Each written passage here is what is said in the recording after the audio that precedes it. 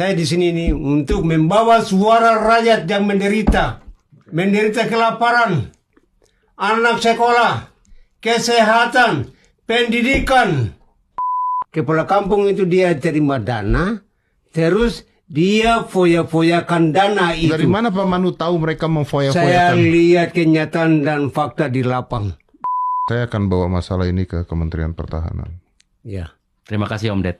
terima kasih. Dan juga sebelum itu saya masukkan ada satu hal lagi.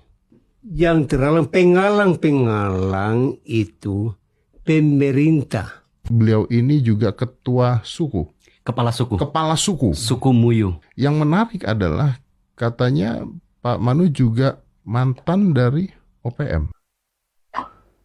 Salam sejahtera buat seluruh warga bangsa. Tadi kami mendengarkan podcast di YouTube-nya Deddy Corbuzier dengan ada rekan kita semacam relawan kayaknya yang bernama Bobon. Lalu Bobon itu dengan seorang kepala suku yang bernama Pak Manu. Suku ini suku Muyu. Kepala suku Muyu yang terdapat di distrik Kombut, Kabupaten Bovendigul. Itu tadi yang kami dengarkan wawancara itu. Lalu kemudian perbincangan itu adalah perbincangan seputar bagaimana kondisi masyarakat di Provinsi Papua. Kalau penggambaran atau keterangan yang disampaikan oleh kepala suku ini yang bernama Pak Manu ini, penggambarannya yang kami dengar adalah hampir seluruh di daerah Papua itu, baik Papua Barat, Papua Selatan, Papua Tengah seperti itu, sepertinya semua mengalami persoalan yang sama, yaitu adanya kemiskinan. Adanya kemiskinan, adanya keterbelakangan pendidikan, adanya kemudian fasilitas kesehatan yang sangat minim, kemudian banyak lagi hal-hal yang sifatnya kebutuhan masyarakat luas itu sangat sedikit atau sangat kecil lah diterima oleh masyarakat Papua. Sehingga dalam paparan itu, dalam keterangan yang disampaikan di dalam podcastnya Bung Deddy Corbuzier itu, betul-betul kita agak prihatin lah seperti itu. Padahal kalau dari informasi yang kita dengar bahwa dana otsus yang diberikan kepada Papua itu cukup besar. Ya, kalau nilai persisnya kami tidak tahu, tapi kalau dari keterangan tadi yang disampaikan di wawancara itu, katanya untuk satu kabupaten saja, satu kabupaten kota itu dikucurkan dana kurang lebih 1,5 triliun sampai 1,5 triliun per tahun. Bagi kami angka itu terus terang cukup fantastis. Artinya kalau kita melihat jumlah penduduk di Papua itu kan tidak begitu banyak. Per provinsi itu kan tidak begitu banyak. Sedangkan mungkin untuk kabupaten kota, kalau kita lihat atau misalnya kita telisik dengan berbagai kabupaten kota yang ada di Indonesia, katakanlah misalnya di daerah provinsi Sumatera Utara misalnya, kalau 1,5 triliun sumbangan atau katakanlah APBD untuk 1 tahun, itu luar biasa besar. Padahal mungkin penduduknya juga banyak. Nah, jadi kalau 1,5 triliun yang dikucurkan dana ke kabupaten kota itu, namun berbagai fasilitas umum, fasilitas sosial, kemudian infrastruktur yang tidak dikerjakan dengan baik, tentu memang ini menjadi satu tanda tanya besar.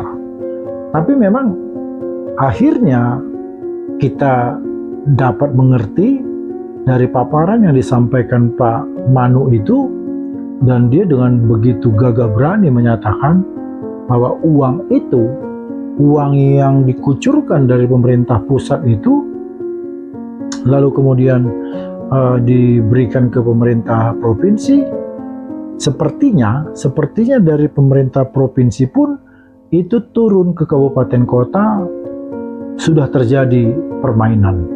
Nah, akan tetapi tadi yang kami dengarkan itu secara spesifik yang dikorupsi, istilah Pak Manu tadi, yang dikorupsi uang itu adalah uang yang dikucurkan ke distrik, atau mungkin kalau istilah yang lebih umum di Indonesia ini, distrik itu adalah kelurahan. Nah, jadi dari provinsi turun ke kabupaten, lalu kabupaten itu turun ke distrik. Nah, akan tetapi di distrik inilah uang itu tidak mengalir. Nah, kalau istilah yang dipakai tadi, yang diutarakan tadi oleh Pak Manu itu adalah betul-betul uang itu tidak turun. Nah, beliau mengatakan uang itu dikorupsi. Nah, ini tentu sangat prihatin kita. Di tengah pemerintahan Indonesia, katakanlah pemerintah pusat sedang berusaha bagaimana supaya masyarakat Papua itu paling tidak terdongkrak dari sisi perekonomian, dari sisi pendidikan, dari sisi kesehatan, sehingga misalnya dikeluarkanlah atau diterbitkanlah undang-undang otonomi khusus dengan memberikan uang yang begitu besar ke daerah tersebut, namun itu ternyata tidak sampai ke masyarakat kecil. Lalu uang itu di mana? Kalau dari pemaparan Pak Manu tadi, uang itu dikorupsi di distrik. Nah, bahkan katanya kepala distrik itu justru mereka bukan tinggal di distrik itu. Mereka justru ada di kota-kota. Ya, tidak diterangkan apakah di kota maksudnya di Papua atau jangan-jangan di ibu kota negara. Karena mungkin dengan uang yang begitu banyak, bisa saja hasil korupsi yang dikatakan tadi itu mereka membeli rumah di kota besar seperti ibu kota negara. Nah, yang kami lihat di sini adalah kenapa kami ingin seperti mengamplifikasi apa yang sudah disampaikan di podcastnya Bung Deddy Corbuzier tadi. Terus terang, karena kami juga seperti punya keprihatinan dan punya beban. Meskipun kita tahu sendiri bahwa podcastnya Bung Deddy Corbuzier itu mungkin cukup untuk menyebarluaskan berita yang mereka hadirkan itu tadi. Tapi bagi kami, terus terang kami secara pribadi punya keterbebanan juga agar kiranya lebih banyak orang yang memblow up berita ini, agar pemerintah pusat itu aware, pemerintah pusat itu mulai menyadari bahwa ada permainan besar yang sekarang ini yang terjadi di Papua, dan itu dilakukan oleh orang Papua sendiri, berarti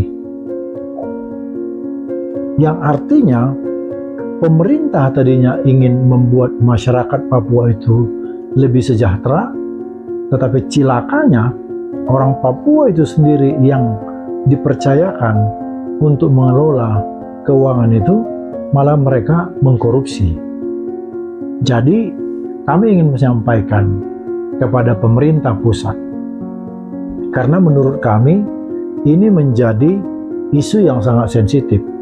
Dan bahkan tadi dari pemaparan itu dikatakan bahwa Pak Manu pun sebetulnya pernah menyeberang menjadi anggota OPM.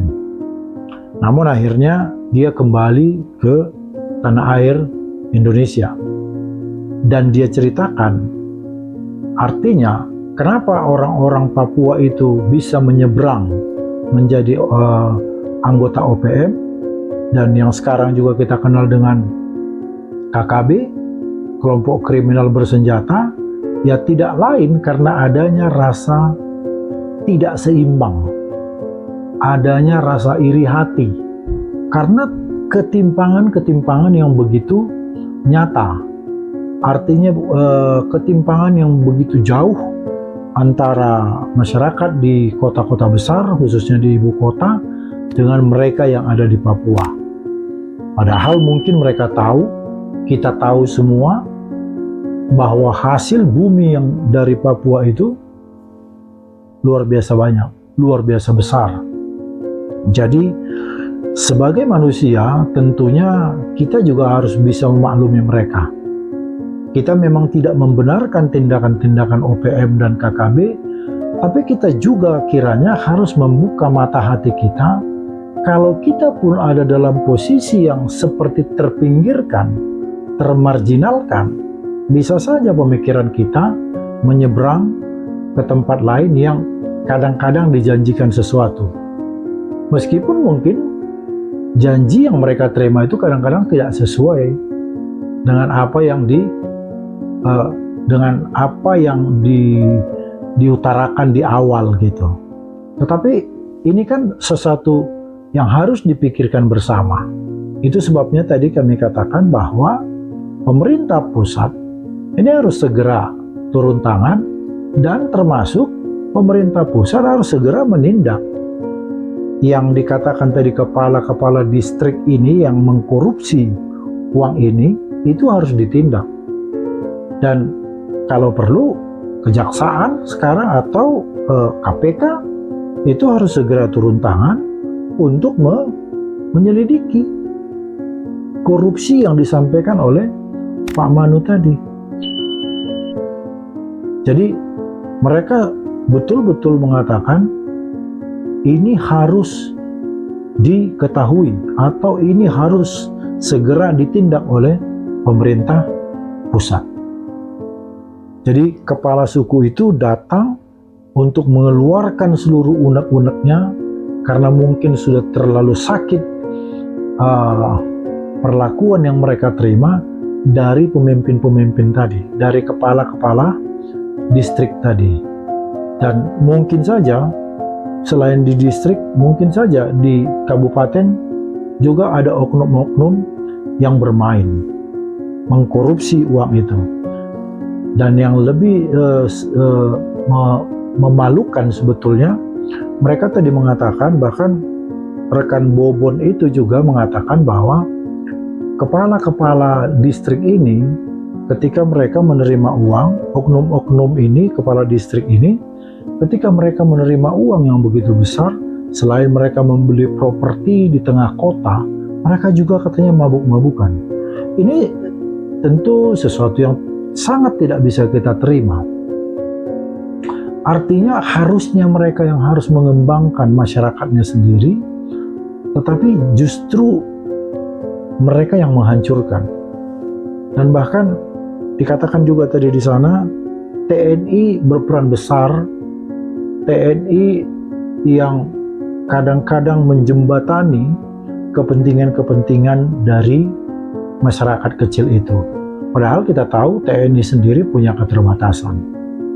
Jadi sekali lagi ini tentu kami amplifikasi berita ini semata-mata agar pemerintah segera bertindak untuk Papua yang menurut kami kondisinya sangat memprihatinkan.